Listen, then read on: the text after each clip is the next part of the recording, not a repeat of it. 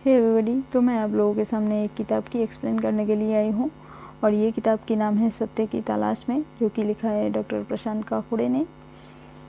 और ये किताब की मूल महत्व ये है कि जीवन की पहेलियों के समाधान की खोज। तो लेट्स स्टार्ट। प्रथम अध्याय से हम लोग शुरू करते हैं। कुदरत का संदेश। कुदरत के तरीके। आदिकाल से किसी से अगर मानवता आकर्षित हुई है तो वो है ब्रह्मांड को चलाने वाले विस्मयकारी कुदरत के नियम। तत्वों के विविध जटिल स्वरूपों के पीछे कार्यरत बहुत थोड़े और सरल नियमों को जानकर मनुष्य सबसे अधिक संतुष्ट हुआ है। हम अनुभव करते हैं कि ये नियम अस्तित्व में है और हमारे साथ हमारे आसपास की सभी वस्तुओं के ऊपर ये लागू होते हैं। जो भी जगत में घटता है वो इन नियमों के ढांचे में घटित होता है।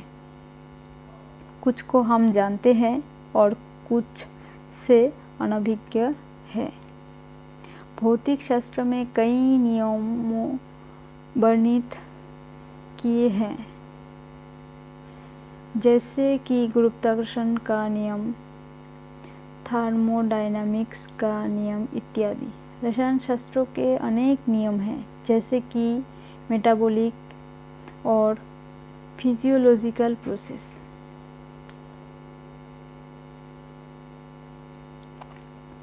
गौर करें तो पाते हैं कि पालना व संरक्षित करना कुदरत की प्रवृत्ति है। यदि कोई वस्तु हवा में ऊपर की तरफ उछलते हैं तो वो वापस ज़मीन पर लाई जाती है और वो वस्तु कुछ हद तक स्थिर हो जाती है। अगर व्यक्ति अपनी उंगली काटता है तो शारीरिक प्रक्रियाओं के नियम जख्म पर कार्य करेंगे जब तक कि वो ठीक होकर सामान्य ना हो जाए। हम अनगिनत उदाहरणों को लेकर जान सकते हैं और पाते हैं कि कुदरत के इन नियमों से पृथ्वी एवं विश्व पल रहे हैं। अगर हम चारों ओर दृष्टिपात करें तो पाते हैं कि पत्थर, पंछी, पौधे, मनुष्य और सभी कुछ का अस्तित्व हजारों वर्षों से है, क्योंकि कुदरत की प्रवृत्ति इन्हें पालने की है।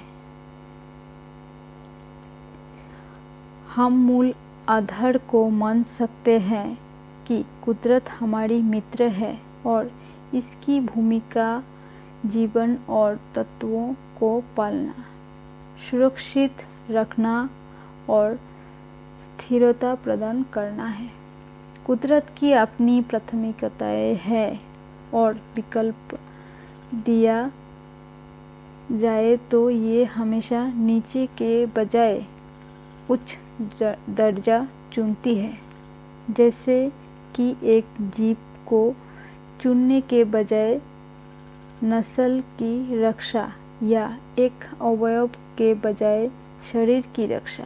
शरीर के रक्षा के लिए कोशिकाएं निरंतर नष्ट होती रहती हैं और शरीर को संरक्षित करने के उच्च उद्देश्य को प्राप्त करने के लिए नई बनती रहती है।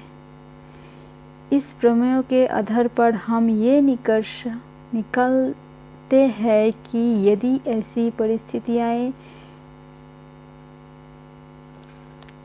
हैं, यहाँ हम कुदरत के विनाशकारी पक्ष को देखते हैं। इसका कारण ये है कि हम उच्च कारण को बनाए रखने की इसकी भूमिका को नहीं समझ पाए हैं। तो आज के लिए इतना ही।